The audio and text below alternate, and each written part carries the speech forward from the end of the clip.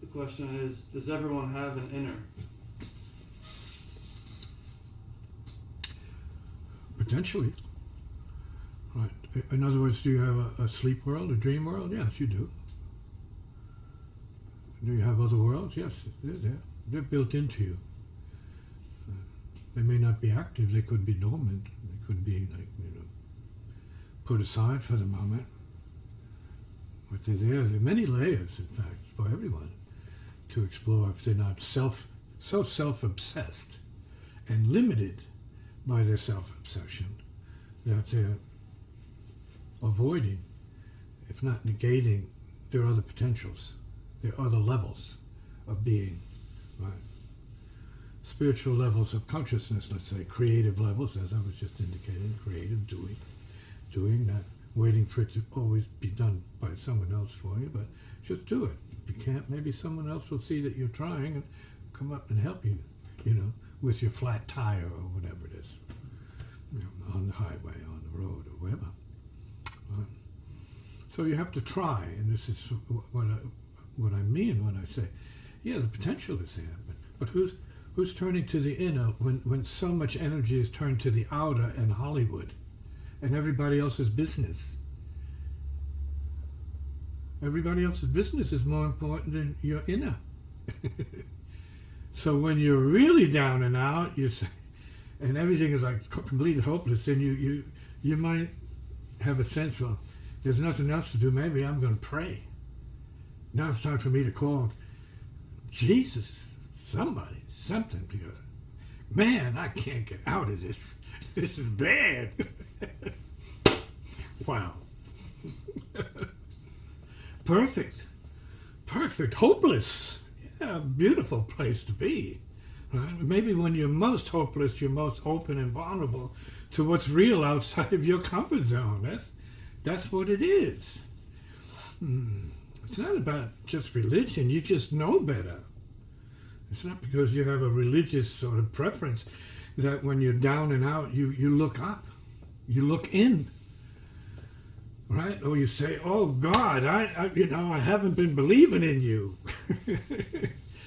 But there's nothing else. Perfect, good. It's perfect. But you, right? Who are you talking to? You think God is waiting for your call? Out of trillions and zillions of calls, he's waiting for yours? But who are you appealing to? You're appealing to your inner, your own heart being. Your higher mind, as some would call it. You're appealing to you.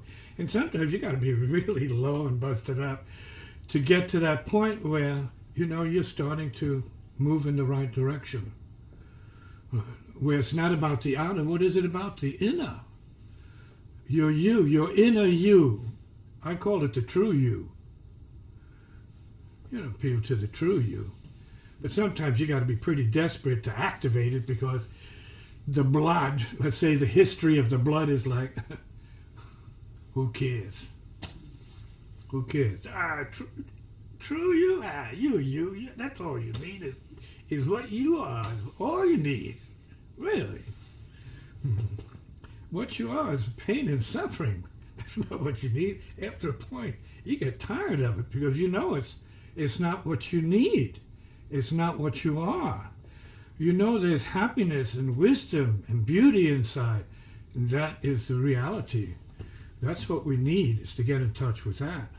See? So to do that, shut the outside off a little bit, turn the inside on.